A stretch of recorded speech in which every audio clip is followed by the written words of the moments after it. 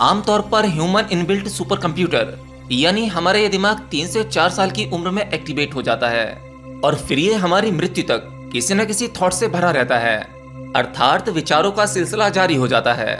इसके चलते हमारा दिमाग काफी ओवरबर्डेंट हो जाता है और फिर उसमें एक थकावट आने लगती है।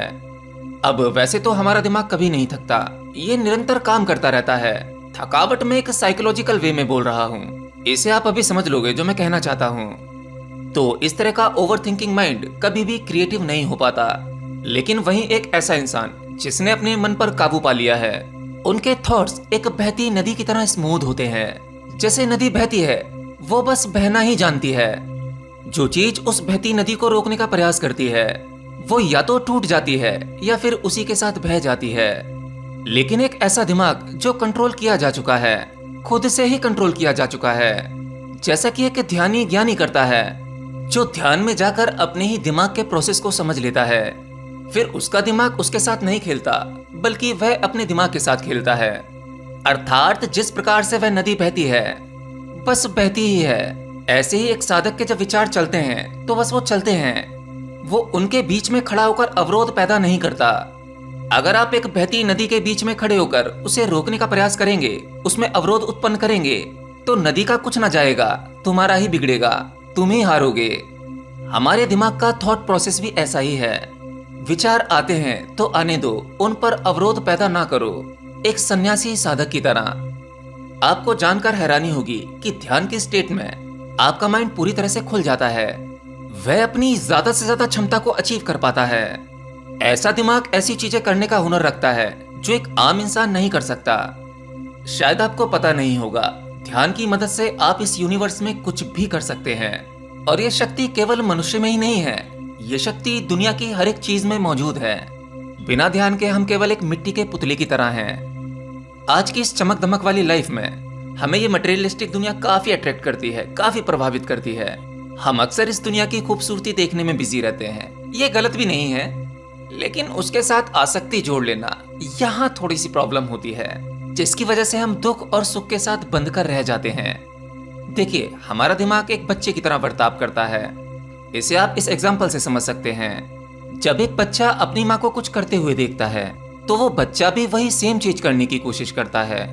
बच्चा अगर माँ को झाड़ू लगाते हुए देखता है, तो वो भी झाड़ू उठाकर झाड़ू लगाने की कोशिश करता है। अगर बच्चे का पिता घर में कुछ काम कर रहा है, किसी चीज को रिपेयर कर रहा है, टूल किट लेकर बैठा है, तो वो बच्चा भी अपने पिता को देखकर टूल किट के साथ छेड़खानी करता है। अब अगर ऐसे में हम माँ बाप के पॉइंट ऑफ व्यू से उस बच्चे को देखें, तो वो उसकी मासूमियत देखकर खुश होते हैं। लेकिन वहीं दूसरी तरफ माँ बाप का सबसे बड़ा कंसर्न ये होता है कि उसका बच्चा कुछ भी करते वक्त खुद को चोट ना पहुंचा ले। एग्जाम्पल के लिए, अगर बच्चा किसी ऊंची जगह पर खेल रहा है, तो माँ बाप की छुपी हुई एक तिरछी नजर उस बच्चे पर हमेशा रहती है। अगर उन्हें लगता है कि बच्चा गिरने वाला है, तो वो उसे बचाने जरूर जाते हैं, क्योंकि माँ बाप जानते हैं कि उस बच्चे के अंदर अभी उस खतरे की जानकारी मौजूद नहीं है, क्योंकि वो मासूम है। अगर उसे वहां पर रोका नहीं जाएगा, तो वहां वो खतरे के बावजूद भी खेलना जारी रखेगा। लेकिन जब माँ बाप सो रहे होते हैं, तो बच्चा वह सब कुछ दोबारा करने लगता है, जिससे उसे खतरा हो सकता है। अब इस एग्जाम्पल को आप अपने ऊपर अप्लाई करके देखिए। ये केवल बच्चे के लिए ही नहीं है, ये आप पर भी उतना ही कारगर है। असल में आपके अंदर की माँ या आपके अंदर का मास्टर भी सो रहा होता है, और ऐसे में आपका मन वो सारे काम करता है जो भी वो करना चाहता है, और वो भी उसके अंजाम को सोचे बिना। यहाँ खतरा केवल उस बच्चे के लिए ही नहीं था, हमारी लाइफ में भी पल पल हर प्रकार के खतरे हैं जो हमें दुख और पीड़ा देते हैं। आपके अंदर की इस माँ को, इस मास्टर को विटनेस कहा जाता है। इसे आप दृष्टा भी कह सकते हैं। अगर हम अपने अंदर मौजूद इस विटनेस को, इस दृष्टा को जगाने में सक्सेसफुल हो जाएं, तब हम अपने इस माइंड को कंट्रोल कर सकते हैं, जिसके फलस्वरूप हम उसे कुछ भी बुरा करने से रोक सकते हैं। इसे एक और एग्जाम्पल से अच्छे से समझते हैं। मान लीजिए आपका दोस्त आपके पास में एक इमरजेंसी में आता है और आपकी कार मांगने की रिक्वेस्ट करता है। अब उसकी इमरजेंसी कुछ भी हो सकती है, उसका बच्चा बीमार हो सकता है या उसकी कार खराब हो सकती है। अब ऐसे में आप उसे कार देने से मना कर देते हैं या कोई बहाना बना देते हैं। और ये भी हो सकता है कि आपको भी उसी समय आपकी कार की जरूरत हो, क्योंकि आपको भी एक जरूरी मीटिंग में जाना है। अपने दोस्त को मना करने के बाद भी आपके अंदर एक आवाज होती है जो आपसे बार बार पूछती है, अरे तुम अपने दोस्त की मदद क्यों नहीं कर रहे हो? उसने भी तो तुम्हारी इतनी बार मदद की है, कई बार तुम्हारे सुख दुख में खड़ा हुआ है। तुम अपनी मीटिंग को किसी और दिन भी शेड्यूल कर सकते हो। उसकी जरूरत तुम्हारी मीटिंग से ज्यादा इंपॉर्टेंट हो सकती है। फिर आप अपने उस अंदर की इनर वॉइस को सुनकर अपना फैसला बदल देते हैं और फिर उस दोस्त को कॉल करके उसकी मदद कर देते हैं। तो आपके अंदर की जो ये आवाज थी ना, जिसने आपसे बात करके आपके दोस्त की मदद करने के लिए कहा था, यही आपका गुरु है, यही वो माँ है, यही विटनेस है, या कहूँ यही आपका दृष्टा है। हम सभी के अंदर ये विटनेस मौजूद होता है और अक्सर ये आपकी इमरजेंसी के वक्त ही एक्टिव होते हैं। ये विटनेस आपसे सदैव बातें नहीं करता। जो सदैव आपके भीतर चलता है वो आपके विचार हैं। पर आपके लिए सच में जब कोई इमरजेंसी होती है तभी ये विटनेस सक्रिय हो जाता है, यानी आपकी रियल इनर वॉइस सक्रिय होती है जो आपसे सच में बात करती है। और आपके भीतर का यह गुरु कभी गलत नहीं हो सकता। इसका डिसीजन हमेशा सही होता है। एक अच्छी और पीसफुल लाइफ के लिए हमें अपने अंदर की इस आवाज को हमेशा जगाए रखने और एक्टिव रखने की कोशिश करनी चाहिए। और ये करना कोई बहुत मुश्किल काम नहीं है। आपको स्टार्टिंग में तो थोड़ा कॉन्शियस रहना पड़ेगा, अर्थात थोड़े प्रयास की आवश्यकता पड़ेगी।